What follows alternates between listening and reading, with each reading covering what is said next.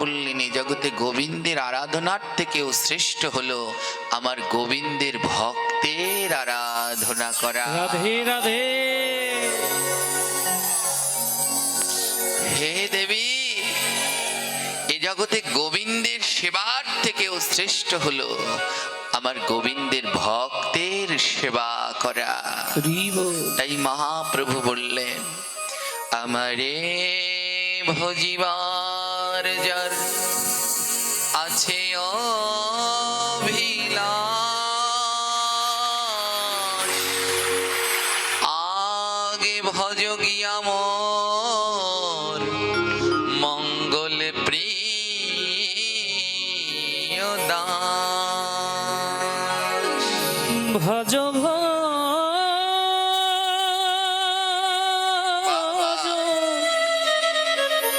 ভজ ভজ মঙ্গল প্রিয় দাস।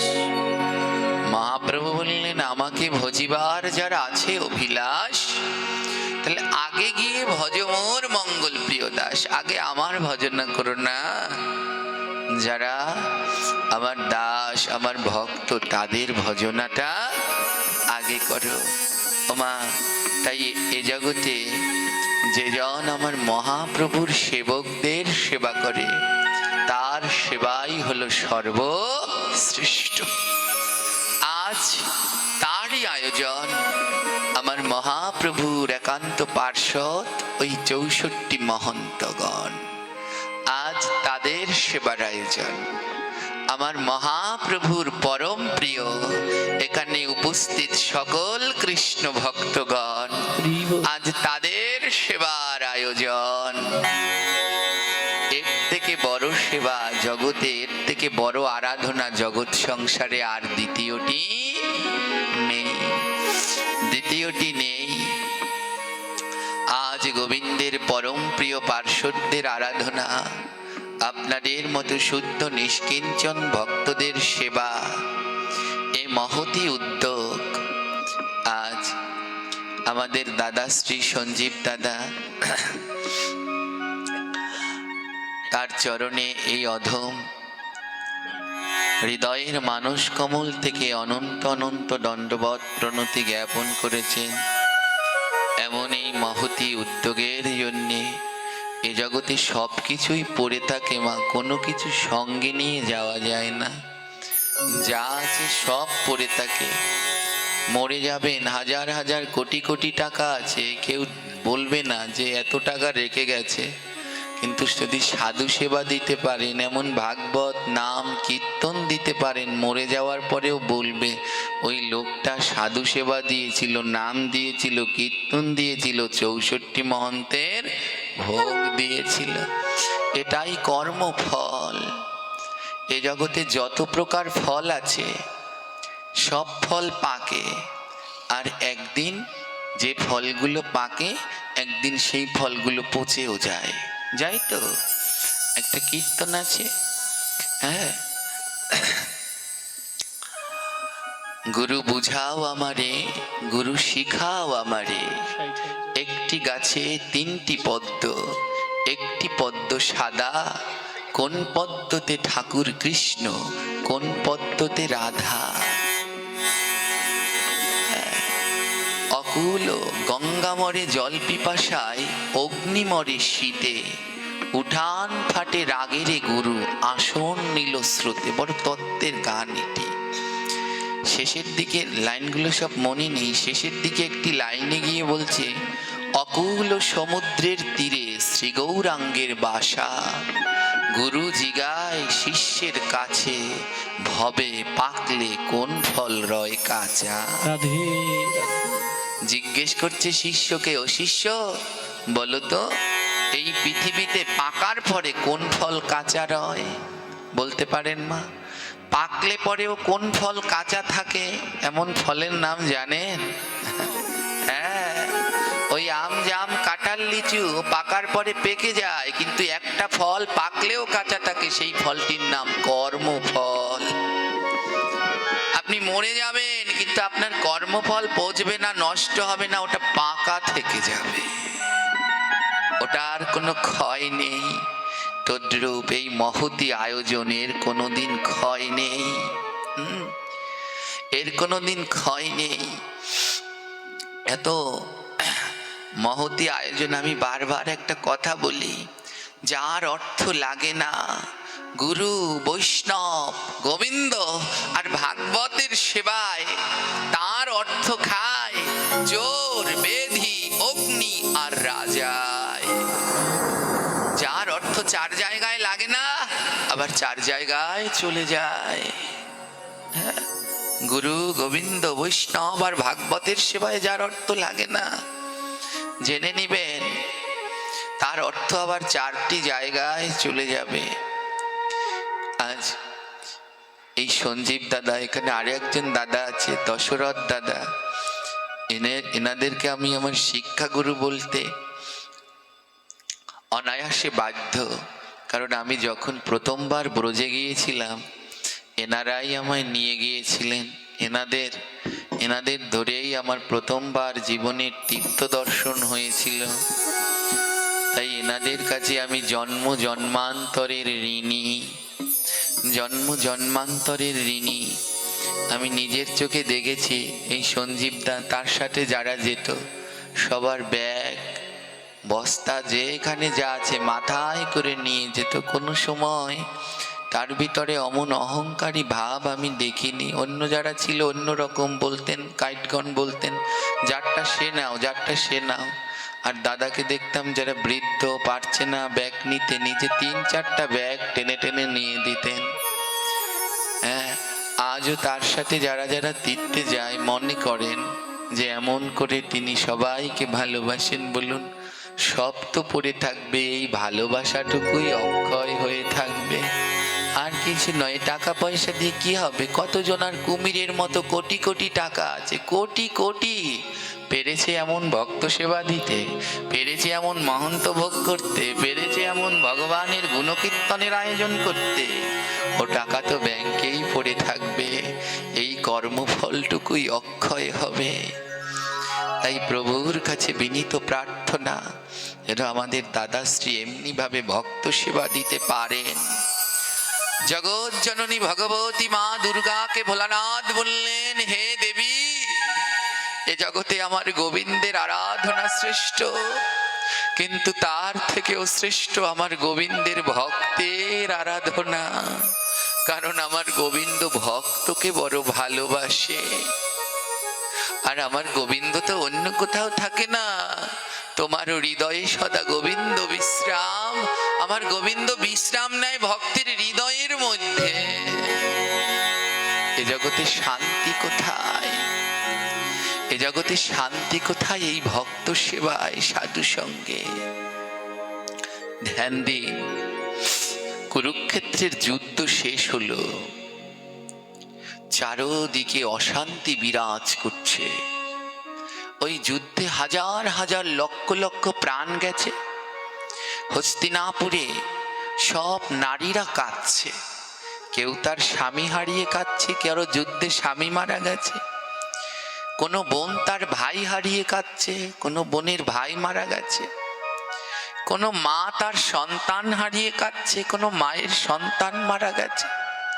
কোনো কন্যা তার বাবা হারিয়ে কাঁদছে, তার বাবা মারা গেছে। সবার নয়নে জল, ঘরে ঘরে অশান্তি, ঘরে ঘরে অশান্তি, শান্তি নেই। কি করলেন জানেন? যুধিষ্ঠির কে মা, যিনি যুদ্ধে স্থির, তার নাম যুধিষ্ঠির। এই সংসারটা একটা যুদ্ধ।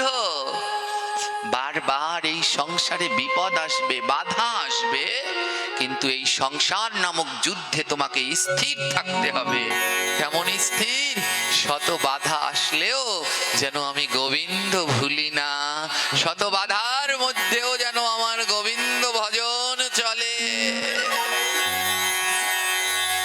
আমি যেন কোনোদিন গোবিন্দ না ভুলি।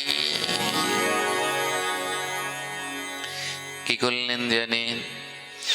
চারদিকে এমন অরাজকতা, অশান্তি ডেকে যুধিষ্ঠির মহারাজ শান্তির সন্ধান করতে লাগলেন। কি করে সবার মনে শান্তি আসবে? যুধিষ্ঠির জানতেন কৃষ্ণই স্বয়ং ভগবান। যুধিষ্ঠির জানতেন কৃষ্ণ স্বয়ং ভগবান। যুধিষ্ঠির মহারাজ ভগবান শ্রীকৃষ্ণের শরণাপন্ন হলেন। আর শরণাপন্ন সম্পর্কে পিসাতো ভাই তো শরণাপন্ন হলেন। কৃষ্ণ ওমা এ জগতে সম্মান যদি কাউকে না দেয় তাহলে কোনোদিন সম্মান পাওয়া যায় না। যেই যুধিষ্ঠির আসলেন ভগবান উঠে দাঁড়ালেন। ভগবানের উঠে দাঁড়ানোর দরকার ছিল কি? তিনিও সম্মান দিলেন। যুধিষ্ঠির বললেন দাদা, যুধিষ্ঠির বললেন ভাই, আমি তোমার সম্পর্কে দাদা হতে পারি, কিন্তু তুমি যে জগৎ গুরু, তুমি যে জগৎ গুরু, আমার স্থান ওখানে নয়, জগৎ গুরু রূপে তোমার চরণের কাছে। ভগবান শ্রীকৃষ্ণ বলছেন বলো দাদা কি সমাচার? যুধিষ্ঠির মহারাজ বলছেন ভাই কানাই, হস্তিনাপুরে কোথাও শান্তি নেই। শত শত ঘরে মায়েদের পরনে বিধবার শাড়ির আঁচল। কেউ সন্তান হারিয়ে কাঁদছে, কেউ ভাই হারিয়ে কাঁদছে, কেউ পিতা হারিয়ে কাঁদছে, সব ঘরে ঘরে কান্নার রোল। আমি সহ্য করতে পারছি না। কানাই বলো এর থেকে শান্তির উপায় কি? কি করলে এদের শান্তি হবে, এর বিধান দাও। ভগবান বললেন দাদা, এই সবার মনের অশান্তি দূর করতে পারি একটা। বলে কি? সে হলো ভক্ত সেবা। ও দাদা তুমি বৈষ্ণব সেবার আয়োজন করো, ভক্ত সেবার আয়োজন করো। ভক্ত সেবা বৈষ্ণব সেবা দিলে মনের সমস্ত যন্ত্রণা দূর হয়ে যাবে। তুমি বৈষ্ণব সেবা ভক্ত সেবার আয়োজন করো দাদা। যুধিষ্ঠির মহারাজ বললেন তবে তাই হোক।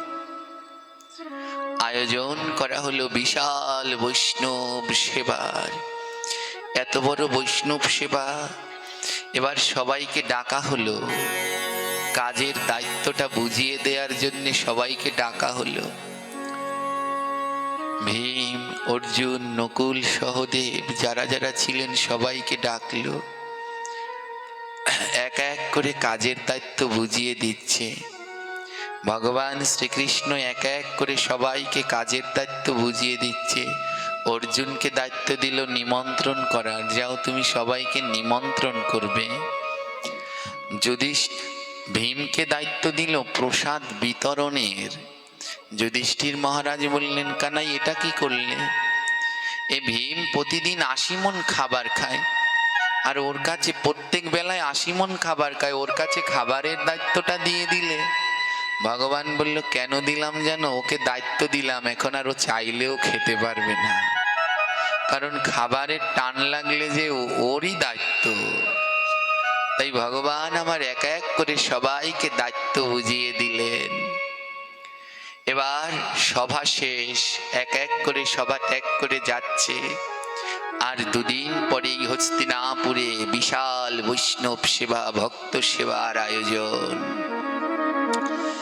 ভক্ত সেবা বৈষ্ণব সেবার নিমন্ত্রণ পত্র চলে গেল স্বর্গ, মর্ত্য, পাতাল, সমস্ত কৈলাস, ব্রহ্মলোক, সূর্যলোক, সমস্ত দেবলোকে চলে গেল সেই বৈষ্ণব সেবার নিমন্ত্রণ।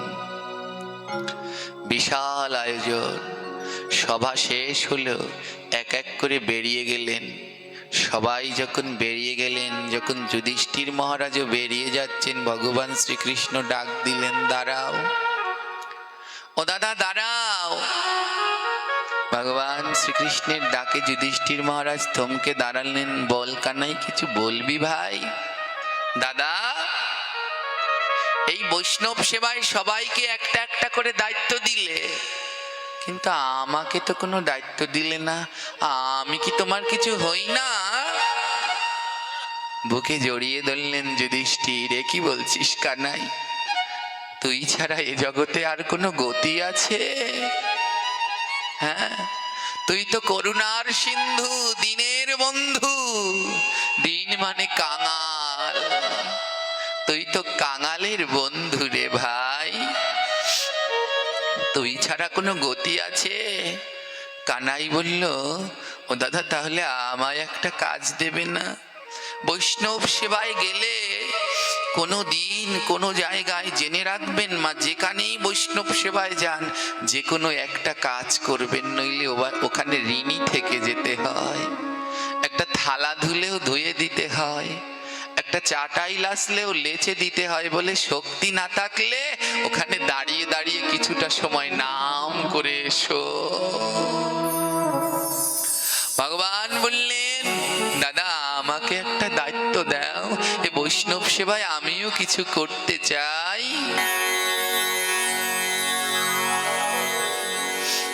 যুধিষ্ঠির বললেন, তুই আবার কি করবি ভাই? তুই তো স্বয়ং ভগবান, ভগবানের আবার কাজ করতে হয়? তোর কিছু করতে হবে না, তুই শুধু দাঁড়িয়ে দাঁড়িয়ে দেখবি। ভগবান বলল, না, নিজে আচারিয়া প্রভু অন্যরে শেখায়, নিজে না আচারিলে কি অন্যরে শেখানো যায়? ও দাদা, আমি যদি আচরণ না করি তাহলে অন্যকে কি করে শেখাবো? আমি আচরণ করলেই তো অন্যরা শিখতে পাবে, আমি না আচরণ করলে তো শিখতে পাবে না। ও দাদা, এই বৈষ্ণব সেবায় আমাকেও একটা কাজ দাও। যুধিষ্ঠির বললেন, ভাই সব কাজ দেয়া শেষ, এই বৈষ্ণব সেবায় যত কাজ ছিল সবাইকে ভাগাভাগি করে দিয়ে দিয়েছি, আর একটা কাজও বাকি নেই। ভগবান শ্রীকৃষ্ণের দুটি নয়নে জল, দাদা সব কাজ ভাগাভাগি করে দিলেও আসল কাজটা এখনো কাউকে তুমি দেওনি। ও দাদা, সব কাজ ভাগাভাগি করে দিয়েছো কিন্তু আসল কাজটা দেওনি, ওই আসল কাজটা আমাকে দেবে? যুধিষ্ঠির বললেন, আসল কাজ দেইনি? ভগবান বলে, না দাদা, বৈষ্ণব সেবার যেটা আসল কাজ সেটা তুমি এখনো দেওনি, ওটা তুমি আমায় দেবে। যুধিষ্ঠির বলল, বল ভাই কি কাজ? ভগবান বলল, প্রতিজ্ঞা করো এই বৈষ্ণব সেবার আসল কাজটা তুমি আমায় দেবে। ভগবান যুধিষ্ঠির মহারাজ বললেন, প্রতিজ্ঞা করলাম, যা, যে কাজটা এখনো কাউকে দেয়া হয়নি ওটাই যদি আসল কাজ হয়, আমি কথা দিলাম কানাই সেই কাজটা তোকে করতে দেব। ভগবান শ্রীকৃষ্ণ হাঁটু গেড়ে বসে বললেন, দাদা গো, ও আমার প্রাণের দাদা, তুমি তো জানো না, জানো না, এই বৈষ্ণব সেবার আসল কাজ হচ্ছে এই সাধু গুরু বৈষ্ণবের চরণে ধৌত করা। এই সাধু গুরু, হরি বল হরি বল। এমন সাধু গুরু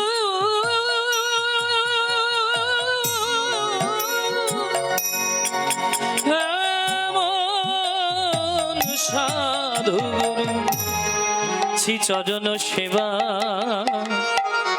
শ্রীচরণ সেবা করা তুমি জানো না। ও দাদা, তুমি জানো না এই বৈষ্ণব সেবার প্রধান কাজ, যেই দরজা যেই গেট দিয়ে ভক্তরাই আসবে ওই গেটের সামনে বসে এক এক করে ভক্তদের চরণ ধৌত করা। জানো না। ও দাদা, আমাকে ওই কাজটা দাও না। দাদা গো, ও দাদা, তুমি জানো না আমি ভক্ত বড় ভালোবাসি, আমি ভক্ত বড়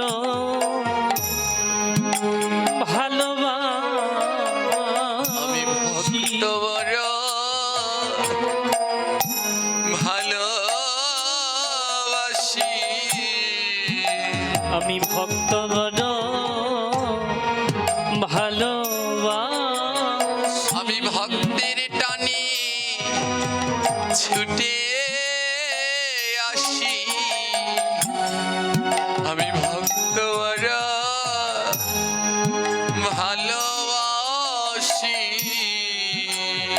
ভক্তের টানে হরি গৌর হরি। ভক্তে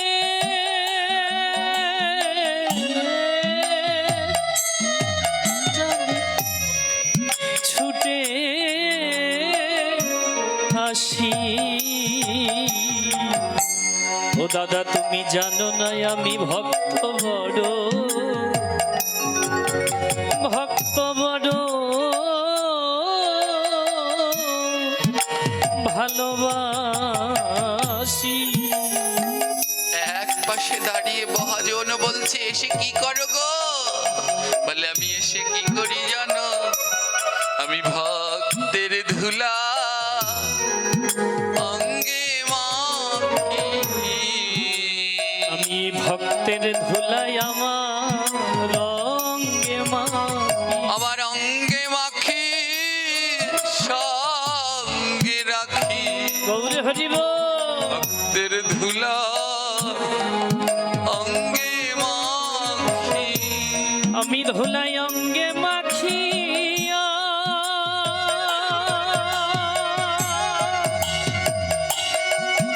ধুলাই অঙ্গে মাখিয়া গৌর হরি গৌর হরি। আমার সঙ্গে রাখি। আমি এই ভক্তের ধুলি আমার সঙ্গে মাখি। আর কি করি জানো? আমি বুকের মাঝে জড়াইয়া ধরি। ও দাদাই আমার বুকের মাঝে ভক্ত এনে আমি জড়াইয়ে ধরি। আমি বুকের মাঝে ভক্ত জড়াইয়া ধরি। আমার বুকের মাঝে জড়াইয়া ধরি। বলো এমন ভক্ত কোথায় পাবো? আমি বুকের মাঝে জড়াইয়া ধরি। আমি এমন ভক্ত বলো কোথায় পাবো? আমি ভক্তের বুকের মাঝে জড়াইয়া ধরি।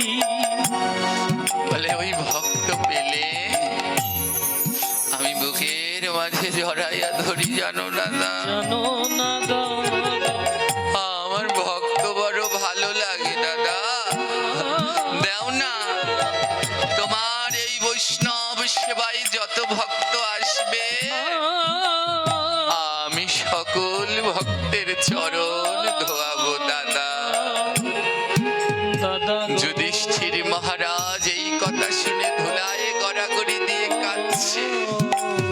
আর জীবকে ডেকে ডেকে বলছে ওরে জীব দেখে যা, আমার গোবিন্দের মতো এমন ভগবান আর পাবি না। পাবি না। তাই গৌর হরি বল।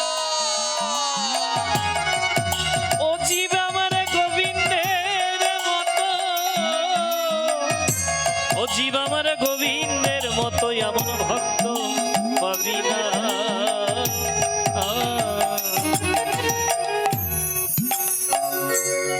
শুরু হলো যুধিষ্ঠির মহারাজের বৈষ্ণব সেবা। গোবিন্দ আমার এক পাত্র জল বস্ত্র ফুল নিয়ে ওই বৈষ্ণব সেবার দরজার সামনে বসলেন মা। ওই প্রবেশ পথে যে গেট রয়েছে একজন একজন করে ভক্ত আসে। আর ভগবান আবার নিজের হাতে ভক্তের চরণ ধৌত করে। হে কৃষ্ণ ভক্তগণ, অহংকারের সিঁড়িতে উঠতে উঠতে এত উঁচায় উঠে গেছি, এখন আর ভক্তের চরণ ধোয়ানো হয় না, চরণ জল হয় না। ভগবান শিক্ষা দিলেন ওই ভক্তের চরণ জল না করলে কোনোদিন গোবিন্দ পাওয়া যায়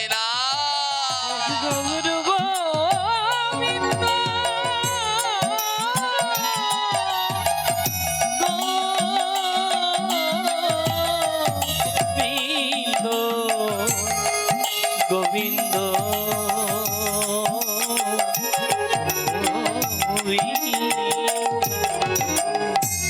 তাই চৈতন্য ভাগবতে প্রভু আমার বললেন, ভক্ত পদ ধুলিয়ার ভক্ত পদ জল, ভক্ত ভুক্ত উচ্ছিষ্ট তিন বৈষ্ণবের বল। বলে এই জগতে বৈষ্ণবের বল তিন জায়গায়, ভক্তের পদধূলি, ভক্তের পদধৌত জল, আর ভক্ত ভুক্ত উচ্ছিষ্ট, ভক্ত প্রসাদ পাওয়ার পরে যা রেখে যাবে ও তিন বৈষ্ণবের বল। আজ প্রভু আমার এক এক করে ভক্তদের চরণ ধৌত করে। দেবতা মুনি ঋষিগণ কেউ বাদ যায় না। এইদিকে কৈলাস পর্বতে ভোলানাথ আমার বড় চিন্তিত। ভগবতী দুর্গা বলছেন, স্বামী তুমি এত চিন্তিত কেন? বলে কেন জানো?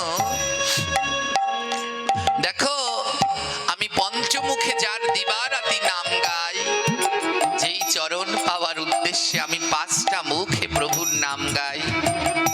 আজ যুধিষ্ঠিরের বৈষ্ণব সেবায় সেই প্রভু আমার ভক্তের চরণ জল করে। যেইখানে বৈষ্ণব সেবা হয় জেনে রাখবেন সেখানে মহাদেব আসবেই আসবে। আজও এসেছেন। বলে কই? কারো না কারো রূপ ধরে, কারো না কারো পাশে বসে আছেন। আজ যার পাশে ভোলানাথ আমার কোন রূপে বসেছে কে জানে। তার জীবন ধন্য হয়ে গেল রে। তাই ভক্ত পেলে ছেড়ো না, বুকের মাঝে জড়িয়ে ধরো। কে জানে কার ভাগ্যে আজ জুটে যাবে সেই পরম বৈষ্ণবের কৃপা। মা দুর্গা বলছে, ভোলানাথ গোবিন্দ চরণ জল করছে, তোমার কি হয়েছে? ভোলানাথ বলে, বোঝো না, তিনি আমার আরাধ্য। সে যদি আমার চরণে হাত দেয় আমার অপরাধ হবে না। এর জন্য আমার গোবিন্দ ভগবান। মা এ জগতে ভক্ত যেমন ভগবানের চরণ ধুলো চায়, আবার ভগবানও ভক্তের চরণ ধুলো চায়। সমানে সমানে না হলে কোনোদিন প্রেম হয় না। ভোলানাথ বললেন, আমি পারবো না। গোবিন্দ আমার চরণ ধোয়াবে এ আমি সহ্য করতে পারবো না। ভগবতী দুর্গা বললেন, দেখো কেমন ভাবে চারপাশে বেড়া দিয়ে শুধু একটা দরজা ফাঁকা রেখেছে। ওই বৈষ্ণব সেবায় ঢুকতে হলে ওই একটাই দরজা, আর অন্য দ্বিতীয় দরজা নেই। হে ভোলানাথ, যদি বৈষ্ণব সেবায় যেতে হয় এই দরজা দিয়েই যেতে হবে। আর এই দরজা দিয়ে গেলে গোবিন্দের কাছে তোমায় পড়তেই হবে।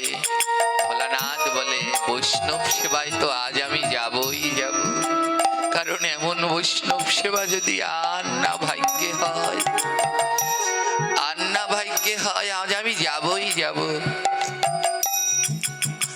ভগবতী দুর্গা বললেন, তাহলে গোবিন্দ তোমার চরণ ধোয়াবেই ধোয়াবে। ভোলানাথ বললে, দেব না, চরণ ধোয়াতে দেব না। আজ আমি বৈষ্ণব সেবায় যাব, কিন্তু ভোলানাথ হয়ে যাব না।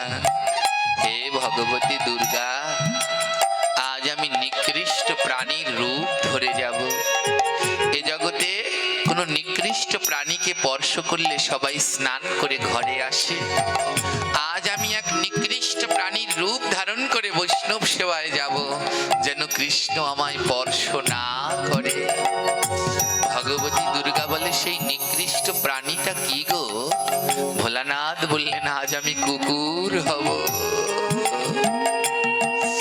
আজ আমি কুকুর হব। এ জগতে কুকুরকে তো সবাই ঘৃণা করে, কুকুরের স্পর্শ করলে স্নান করে ঘরে যায়। তাই আজ আমি কুকুর হয়ে বৈষ্ণব সেবায় যাব। যদি কুকুর হয়ে যাই আমাকে কেউ স্পর্শ করবে না। আজ আমি কুকুর হয়ে যাব। মা দুর্গার দুটি নয়নে জল। কুকুর হবে? ভোলানাথ বলছে, বৈষ্ণব সেবায় যাওয়ার জন্য কুকুর কেন? যদি কুকুরের থেকেও নিকৃষ্ট কিছু হতে হয় তাও হব বৈষ্ণবের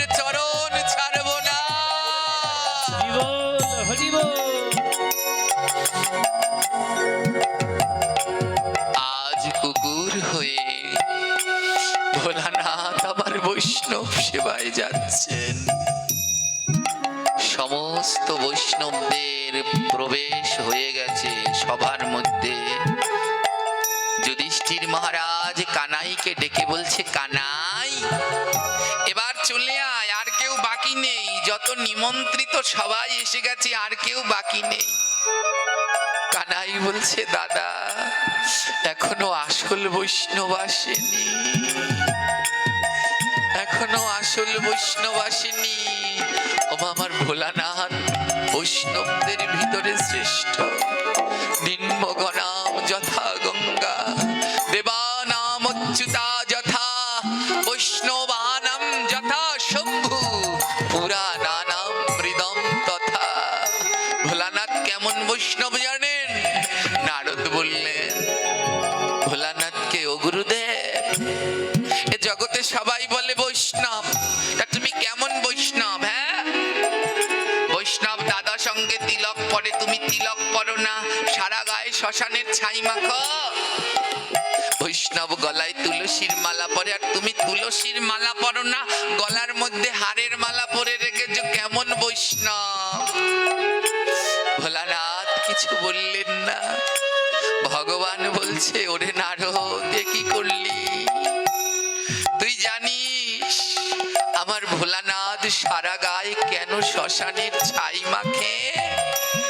নারদ বলে, কেন প্রভু? গোবিন্দ বলল, শোনো নারদ, ভোলানাথ সব শ্মশানের ছাই গায়ে মাখে না।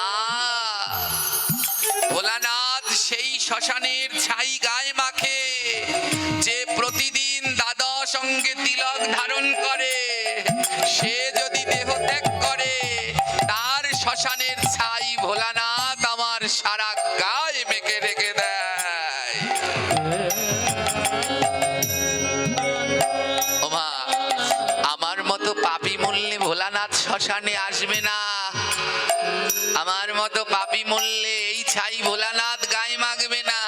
সেই ছাই মাখবে যে দাদা সঙ্গে রোজ তিলক করে, যে দেহ গোবিন্দের প্রসাদ গ্রহণ করে, ওই দেহ সৎকার করলে ভোলানাথ সেই ছাই গায়ে মাখে। বলে, ওটাই আমার তিলক। যে দাদা সঙ্গে তিলক করে, তার দেহ ভস্মই আমার সর্ব অঙ্গের তিলক হয়ে যায়।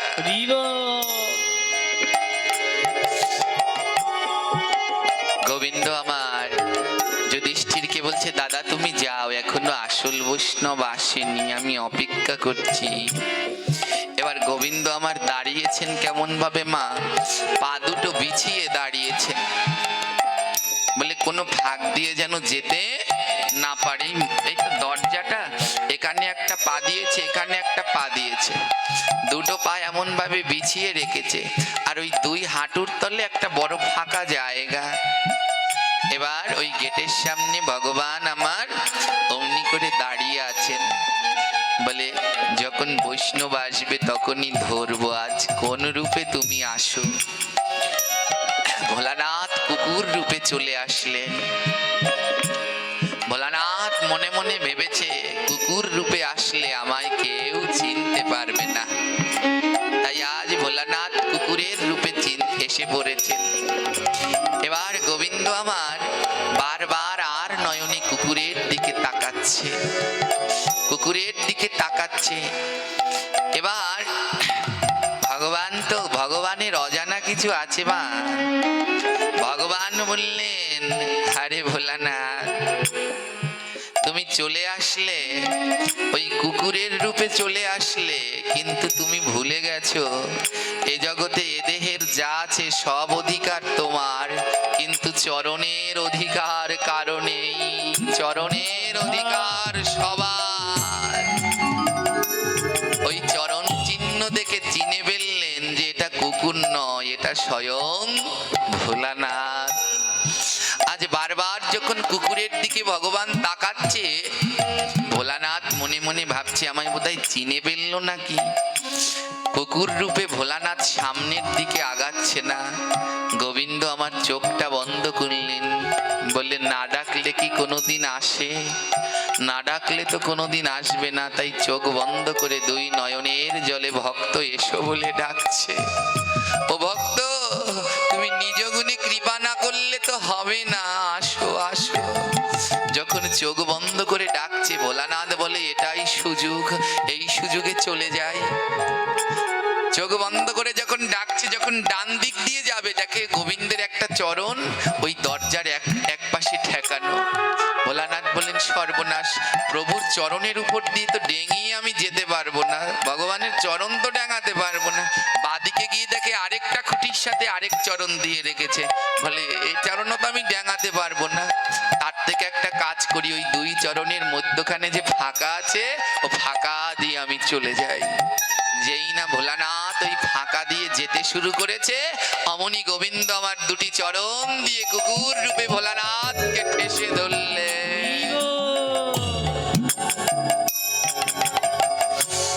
ওমা, এ জগতে গোবিন্দ যদি কাউকে ধরেন, তিনি কি আর যেতে পারেন? ঠেসে ধরেছে ভোলানাথ, আর নড়তে পারছে না। ঠেসে ধরে এবার হাত দিয়ে জড়িয়ে ধরেছে। সবাই বলছে এটা কি করছো? যুধিষ্ঠির বলছে এটা কি করছো? একটা কুকুরকে জড়িয়ে ধরলে। গোবিন্দ বলছে জানো দাদা, এতদিন জানতাম বৈষ্ণবের দয়া, বৈষ্ণবের কৃপার কোনো শেষ নেই। এ জগতে বৈষ্ণবের কৃপার কোনো শেষ নেই, দয়ার কোনো শেষ নেই। ভগবান বললেন এতদিন এটা শুনেছি, আজ দেখলাম। এতদিন শুনেছি বৈষ্ণবের দয়ার কৃপার কোনো শেষ নেই, আজ দেখলাম বৈষ্ণবের কত দয়া, কত কৃপা। যুধিষ্ঠির মহারাজ বললেন বুঝতে পারলাম না। ভগবান বললেন দাদা, এটা কুকুর নয়, এটা স্বয়ং ভোলানাথ। ভোলানাথ আজ কুকুর রূপে এসেছে দাদা। বৈষ্ণবের কত দয়া দেখো। যদি ভোলানাথ রূপে আসতো, তাহলে পেতাম দুইটি চরণ। আজ এত কৃপা, কুকুর রূপে আসলো, তাই চার চরণ পেয়ে গেলাম গো।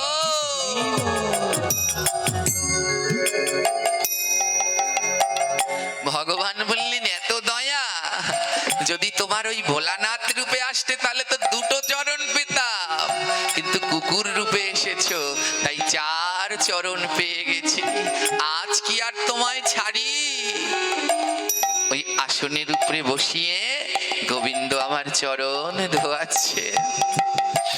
গঙ্গা জল এনেছেন, কিন্তু আজ পাত্রের জল পাত্র ভরেই রইল। যুধিষ্ঠির মহারাজ বললেন এই নে গঙ্গা জল, ওখানে এই চরণ ধোয়াবি না, এই নে গঙ্গা জল। ভগবান বলছে দাদা, যদি গঙ্গার জল দিয়ে আজ চরণ ধোয়াই, পুণ্য তো আমার হবে না, হবে গঙ্গার। যদি নদীর জলে চরণ ধোয়াই, পুণ্য তো আমার হবে না, হবে নদীর। যদি পুকুরের জলে চরণ ধোয়াই, পুণ্য তো আমার হবে না, হবে ওই পুকুরে। যুধিষ্ঠির মহারাজ বলে তুই গঙ্গা নদী পুকুরের জল দিয়ে চরণ ধোয়াবি না, তাহলে কেমন করে চরণ ধোয়াবি? ভগবান বলে কেমন করে চরণ ধোয়াবো জানো? আমি নয়ন জলে ধোয়াইব। ওই চরণ নয়ন জলে ধোয়াই, আমি নয়ন জলে চরণ ধোয়াইব। আমার নয়ন জলে চরণ ধোয়াই। বলি এমন চরণ কোথায় পাব? বলি এমন চরণ কোথায় পাবো? আমি নয়ন জলে চরণ ধোয়াইব। আমার দুই নয়ন জলে চরণ ভক্ত চরণ ধোয়াইব। আজ কি করব জানো? আমি নয়নের জল গঙ্গা করব। আমি নয়নের জল আমার গঙ্গা করব। আজ দুই নয়নের জল গঙ্গা করব।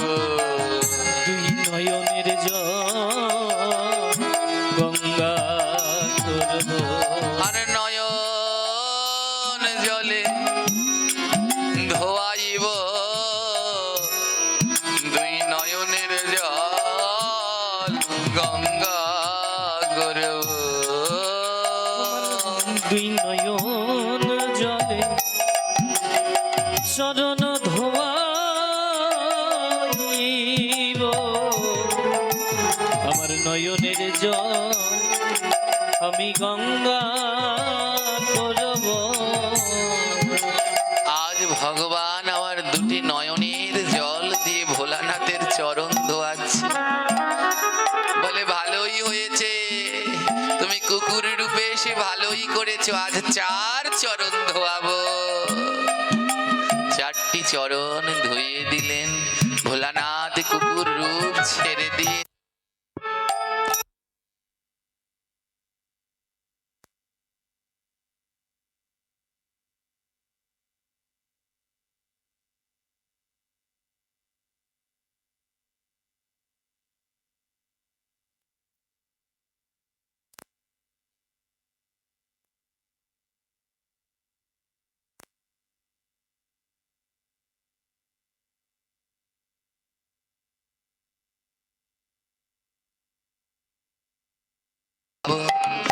তাই আমার গোবিন্দ ভোলানাথের চরণ ধোয়ালেন।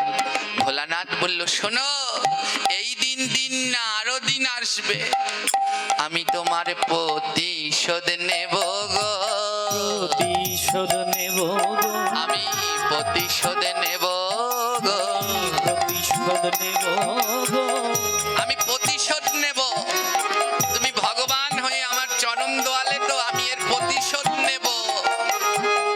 বলে কেমন করে প্রতিশোধ নেবে?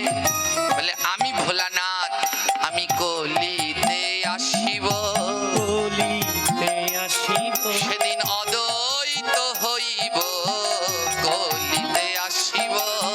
অদ্বৈত হইব, কলিতে আসিব। আর তুমি সেদিন গৌর হবে, আমারও ঘরে যাবে, তুমি সেদিন গৌর হবে, আমারও ঘরে যাবে, তুমি সেদিন গৌর হবে, আমার ঘরে যাবে। তুমি সেদিন গৌর হবে, আমারও ঘরে যাবে, সেদিন চরণ ধোয়াইব, সেদিন চরণ ধোয়াইব, তুমি মনের মতো করে দেখো, সেদিন চরণ ধোয়াইব। আমার মনের মতো করে দেখো, সেদিন চরণ ধোয়াইব। বাবা, একটু পরেই ভোগারতি কীর্তন শুরু হবে। সেই ভোলানাথ বললেন, আমি এর প্রতিশোধ নেব কলিযুগে। হে কৃষ্ণ, তুমি কলিযুগে হবে গৌর, আর আমি ভোলানাথ কলিযুগে হব অদ্বৈত। আর যেদিন ভোগ রাগ হবে, সেদিন ওই শান্তিপুরে অদ্বৈত গৃহে তুমি যাবে, আর সেই দিন আমি তোমার চরণ ধোয়াবো। ধ্যান দিন, আজ সেই দিন, আজ গৌর সেই ব্রজের কানাই আমার কৃষ্ণ গৌর হয়ে শান্তিপুরে আসলেন। আর শান্তিপুরে যখন আসলেন, ওই অদ্বৈত গৃহিণী আরো শান্তিপুর নারী, অদ্বৈত গৃহিণী আর শান্তিপুর নারী, তারা জয় জয় ধ্বনি করে গোরাবদন হেরি, জয় জয় ধ্বনি করে গোরাবদন হেরি, তারা জয় জয় করে রে, জয় জয় করে রে, তারা উলু ধ্বনি করে রে, ধ্বনি করে রে, আমার মহাপ্রভুর আগমনে জয় জয় করে রে, এই মহাপ্রভুর আগমনে জয় জয় করে রে, তারা শঙ্খ ধ্বনি করে রে, ধ্বনি করে রে, ওই ঘন ঘন বারে বারে শঙ্খ ধ্বনি করে রে, ঘন ঘন বারে বারে শঙ্খ ধ্বনি করে রে, আবার উলু ধ্বনি করে রে, উলু ধ্বনি করে রে, আর জয় ধ্বনি করে রে। জয় ধ্বনি করে রে, আজি নিতাই গৌর হরি বলে জয় ধ্বনি করে রে, জয় গৌর হরি বলে জয় ধ্বনি করে রে, তাই গৌর হরি বলে জয় ধ্বনি করে রে। জয় গৌর হরি বলে জয় ধ্বনি করে রে। আজ সেই দাপরের কানাই হলেন গৌর, আর ভোলানাথ হলেন অদ্বৈত। যেদিন গৌর আমার অদ্বৈত গৃহে ভোগ রাগের ভোগ গ্রহণের জন্য আসলেন, সীতা ঠাকুরানী আসলেন চরণ ধৌত করতে। মহাপ্রভুকে রত্ন সিংহাসনে বসিয়ে দুজনে আসলেন চরণ ধৌত করতে। ধ্যান দিবেন মা, যেই না চরণ ধৌত করতে আসলেন, সঙ্গে সঙ্গে গৌরাঙ্গ মহাপ্রভু চরণ দুটো উঠিয়ে নিলেন। চরণ দুটো উঠিয়ে নিলেন। অদ্বৈত প্রভু বললেন, এটা কি হলো গৌর? বলে, এ কেমন কথা? অদ্বৈত প্রভুর সাথে মহাপ্রভুর সম্পর্ক কি? অদ্বৈত প্রভুর বাবা মায়ের গুরুদেব হলেন, মহাপ্রভুর বাবা মায়ের গুরুদেব হলেন শ্রী অদ্বৈত প্রভু। মহাপ্রভু বললেন, ও অদ্বৈত, তুমি হলেন আমার মাতা পিতার গুরুদেব। আমার মাতা পিতার গুরু হয়ে তুমি আমার চরণ ধোয়াবে? হ্যাঁ। তখন অদ্বৈত প্রভু বলছে, তোমার মনে কি পড়ে গো? মনে কি পড়ে গো? মনে কি পড়ে গো? মনে কি পড়ে গো? ওই দাপরের লীলা তোমার মনে কি পড়ে গো? এই দাপরের লীলা তোমার মনে কি পড়ে গো? সেদিন কেন ধোয়াইলে? সেদিন কেন ধোয়াইলে? সেদিন কেন ধোয়াইলে? সেদিন কেন ধোয়াইলে? মনে নেই? সে দাপর যুগের কথা ভুলে গেছো? সেদিন তুমি আমার চরণ ধুইয়েছো। এবার ভগবান বলে, তাতে কি? তুমি তো আমার মা বাবার গুরু, তুমি কি আমার চরণে হাত দিতে পারো? অদ্বৈত বলছে, শোনো, আমি তোমার মাতার গুরু, আমি তোমার মাতার গুরু, আমি তোমার পিতার গুরু, আমি তোমার পিতার গুরু, আর তুমি হলে জগৎ গুরু, আমি তোমার মাতার গুরু। তুমি হলে জগৎ গুরু, আমি তোমার মাতার গুরু, আমি হলে জগৎ গুরু, আমি তোমার পিতার গুরু। তুমি হলে জগৎ গুরু, আমি আমার মাতার গুরু। ও গৌর, তোমার হিসাব নিকাশ ভালো না। আমি হলাম তোমার মাতা পিতার গুরু, আর তুমি হলে জগৎ গুরু। আহা, যদি জগৎ গুরু হয়ে সেদিন আমার চরণ ধোয়াতে পারো, তাহলে আজ আমি কেন পারবো না? ভগবান আমার ভক্তের কাছে হেরে গেলেন। এবার সেই ভোগারতি কীর্তন করবেন আমাদের বাবাজি।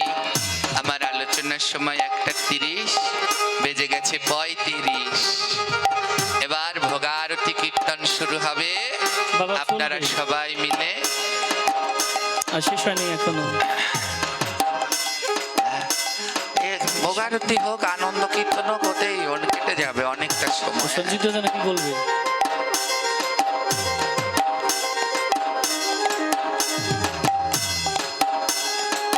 জয় নিতাই।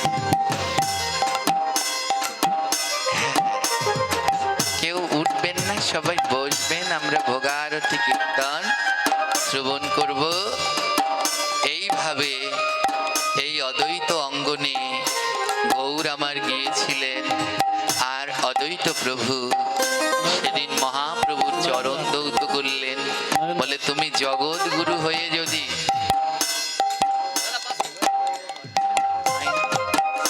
ঠিক আছে। জয় নিতাই।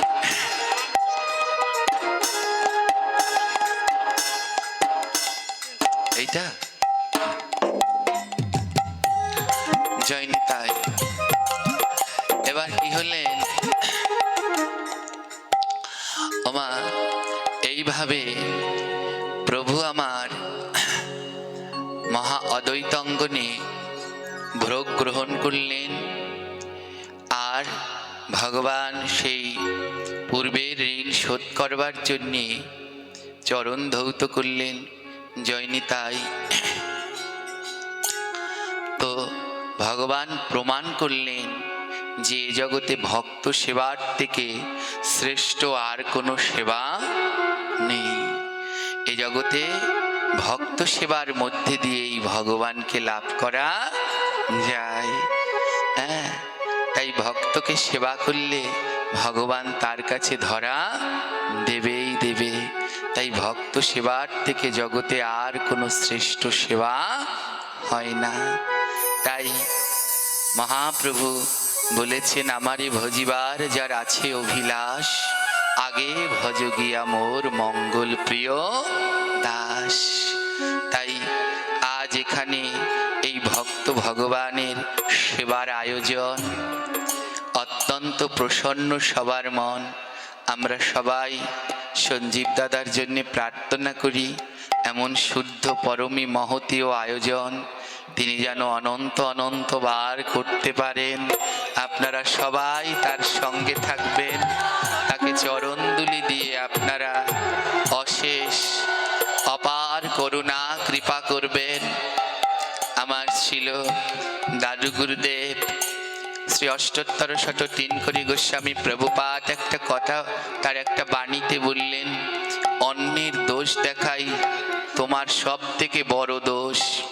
তাই আমরা যেন কারো দোষ না দেখতে যাই, সব যেন বৈষ্ণবের লীলা মনে করে সামনের দিকে আগাতে পারি, এই মিনতি সকলের চরণে রেখে আদ্যকার আমি এই হরিকথার এখানেই বিশ্রাম দিচ্ছি।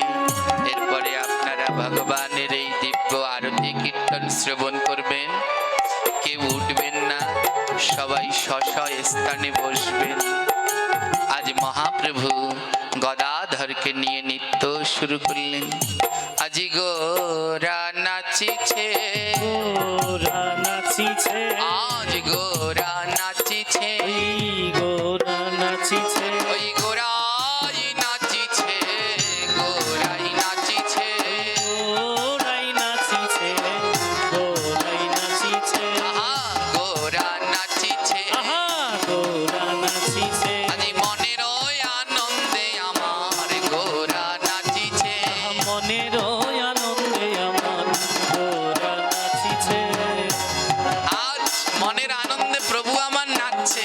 আর ভক্তবৃন্দগণ বলছে না না, ও তো গোরা নয় গো, গোরা নয় গো, ও তো গোরাই নাচিছে, গোরা নয় গো, গোরাই নাচিছে, গোরা নয় গো, ও তো গোরাই নাচিছে, গোরা নয় গো।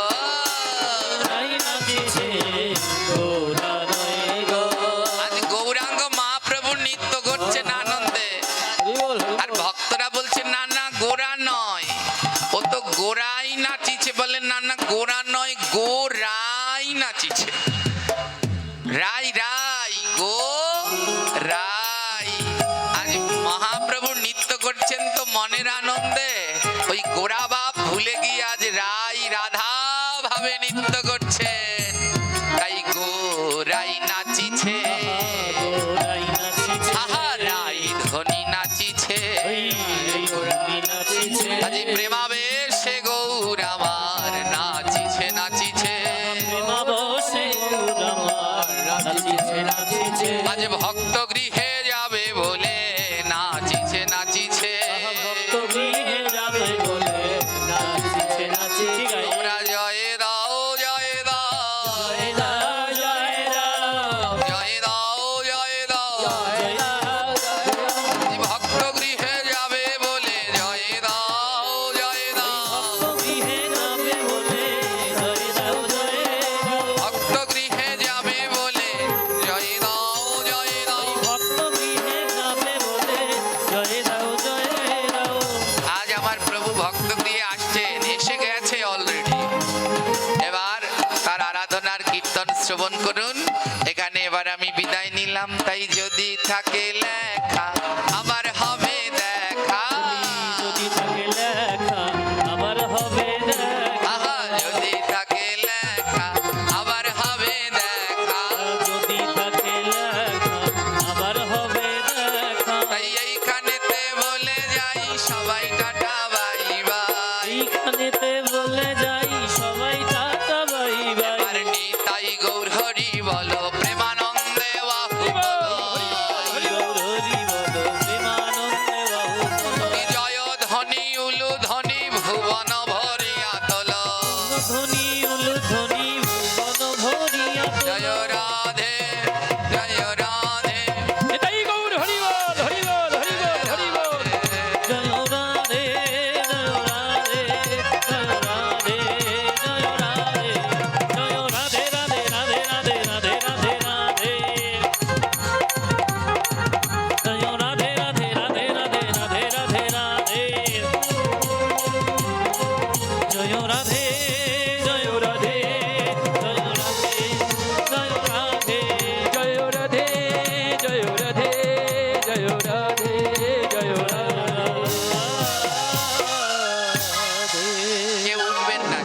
শশা জায়গায় বসুন, এবার আরতি করবে বাবা আর ওই বাবারা আছে সবাই মিলে, কেউ গন্ডগোল করবে না, আমিও এখানে বসে থাকবো, সবাই ধ্যান